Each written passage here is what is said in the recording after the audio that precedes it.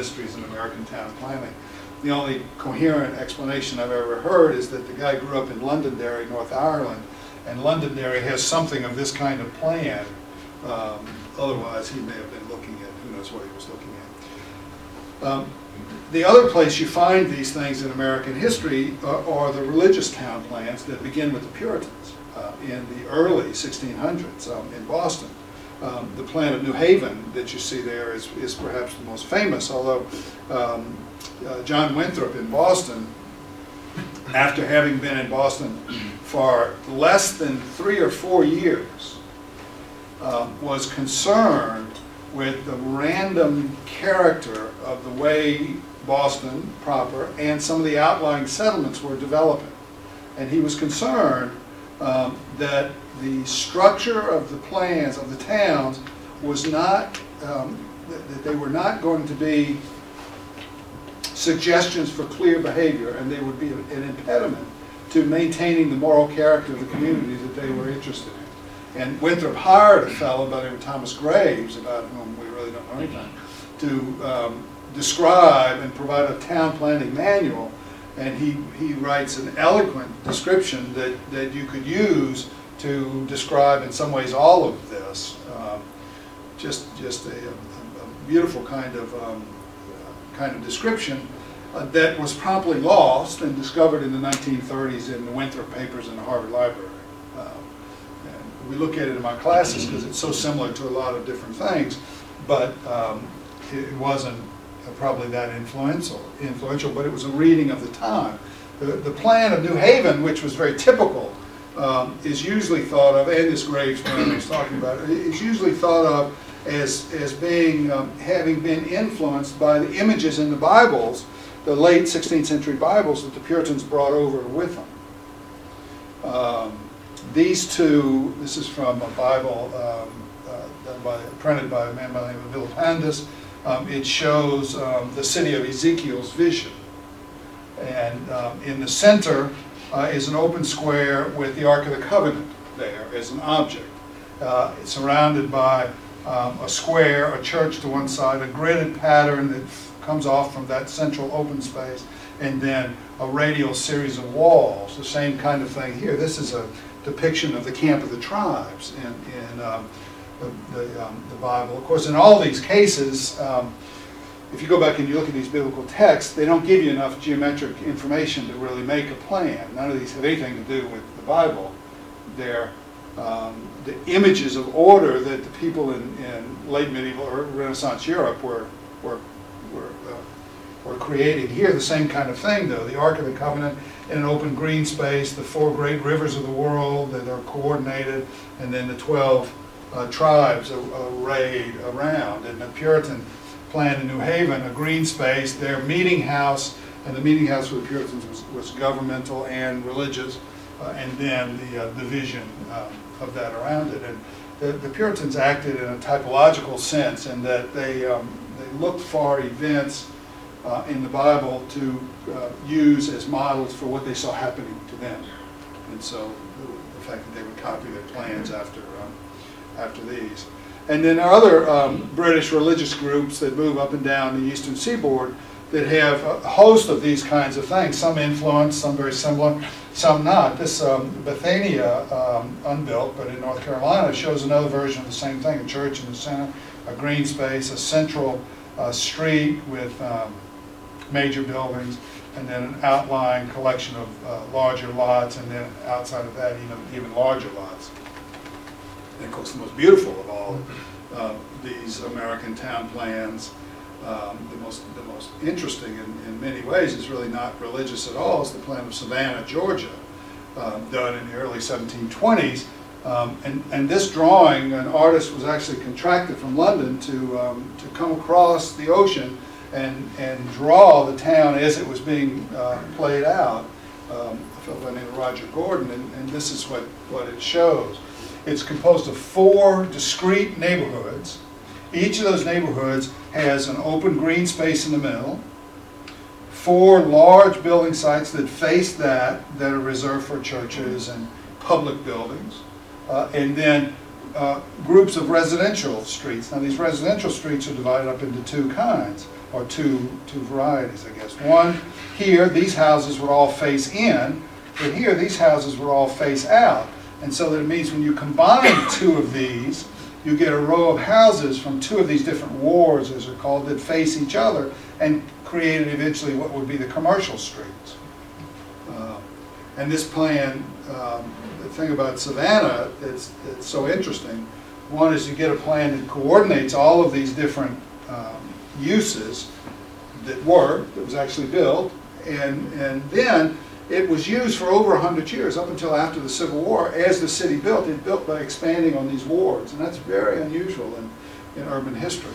And of course, it's created an urban pattern today that's just delightful, that has scale and variety, but provides for sort of all the needs of a modern city, and really stands out as something quite striking. Well, that's not what we got. Professor Desmond, you said that it's unusual for cities to expand on an existing design. Why is that? If the design was successful and has led to, in many ways, the development of the city, why abandon it? It's a good question. It has to do with consolidation of power, really. That, unless you do something like Chicago, or like the Commissioner's Plan in New York, where you just put a grid everywhere, as far as you can go, right? That has no other character to it, unless, like in New York, the blocks are narrow and long, so that gives it some character, and that sort of says, okay, we're going to use these streets for this and these streets for that. But unless you do something like that, to lay out a town plan takes, not only do you have to have the planning idea, but you got to have the whole political apparatus and economic apparatus that makes that work. You got to own that much land. You got to have that much willpower. You got to have all the other people in the community that are affected agreeing to go along with you for whatever reason, right? And that's easy to do, comparatively easy to do once, the first time, right? But then when it comes to adding on, that's different. You got to preclude people from adding on until you can duplicate the whole unit. Well, that's a whole different kind of political power, a whole different political circumstance. Even the Romans, who had ultimate power over, in so many ways, didn't do that well. They go in, they put it in a town. Okay, great, it's real ordered, and then you look on the outside of all those Roman towns, and it's a chaos. And then eventually, if you look at a modern map of Savannah, that's what happened. Or a modern map of Philadelphia. You see a beautiful, clear Philadelphia plan. As soon as you get outside of it, everybody starts going every which way. Because nobody really had the political capacity to define things at that scale. Does that make sense? Yes. Well, just quickly. Yeah. Once the city is built out, once you see an example of a well-designed city, and then you see the chaos, for example, 100 years, 150 years after the town has been designed, then isn't it a little easier for a new administration to say, look at the two examples? You would think. Yeah, you would think. No, the answer is it's really not. It's real tough to get people to do what you want with their property. It's real tough. Yes, sir. Michael, to what degree is the topography also a factor? A lot of these early cities are put on pieces of land that are suitable for the size of the plan. Absolutely. And then you get outside of that, it's not level, it's not flat, it's not. Yeah, and that absolutely, and that can be a factor too, and that applies, Paul, to the original land grant. They go in and they get the nicest piece of land, and then they can do something with it, and then the next guy. But plans like the Commissioner's Grid in New York, I mean, that completely ignores the topography.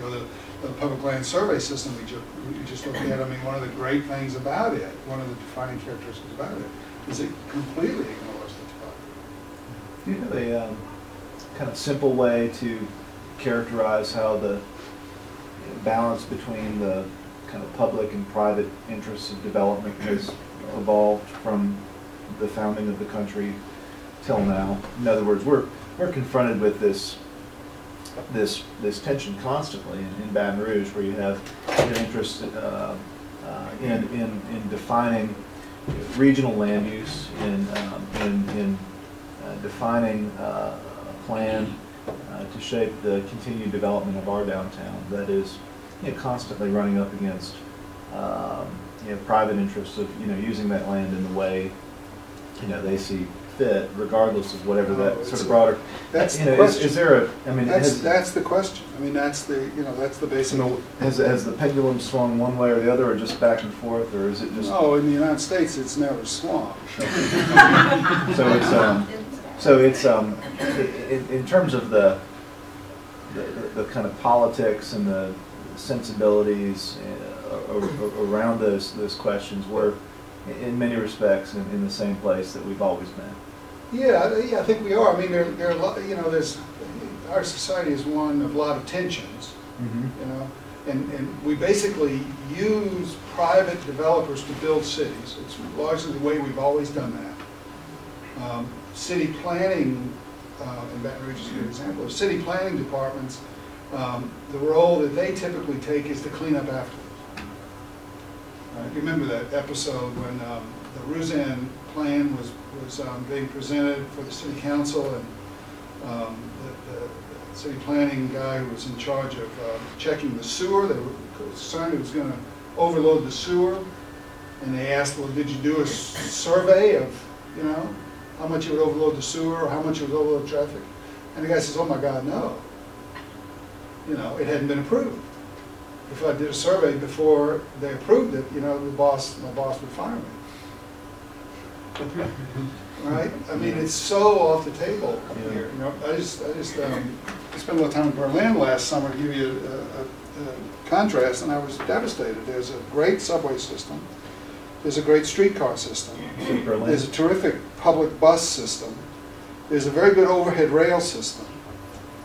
This is Berlin? Yeah. There's an extensive sidewalk, bicycle network system, all in the same place. The sense of what is the public. Tons of green space. Yeah, is very, very different here. Very, very different. And you see that in Baton Rouge, but part of that, I think, has to do with this notion of that it leaves an impact on how imageable the town really is. In the 19th century, the town as it developed, I've still got a bit of time here. I'm going to show you a little bit about these towns that have come and gone. The School for the Deaf, you see in this mid-19th century image of Baton Rouge with the state capitol and the School for the Deaf. Beauregard Town developed very slowly, really didn't develop substantial housing. Well, it's never developed substantial housing there. It's eventually filled out. It's typical of a lot of these kinds of plans, is this was some guy's vision, but he had no coordination or buy-in by the local city government. Perhaps you're familiar with the Chicago plan that Burnham did in 1909, the most famous town plan in history. A huge book that looks at every conceivable aspect of Chicago and reorganizes and coordinates everything, and had nothing whatsoever to do with city government, and they didn't do any of it because they had just some guy contracted them to do a plan. But you see the location of these monuments that have been pretty significant. The penitentiary was there before it moved to Angola in this kind of no man's land. It's hard to think of 7th Street and between Laurel and Florida as being a no man's land, but if you go back far enough, that's what it was. It was between the two sort of emerging settlements, and the warden's house there is the only surviving piece of that penitentiary complex now. It was built in what's known as kind of a federal style, brick, white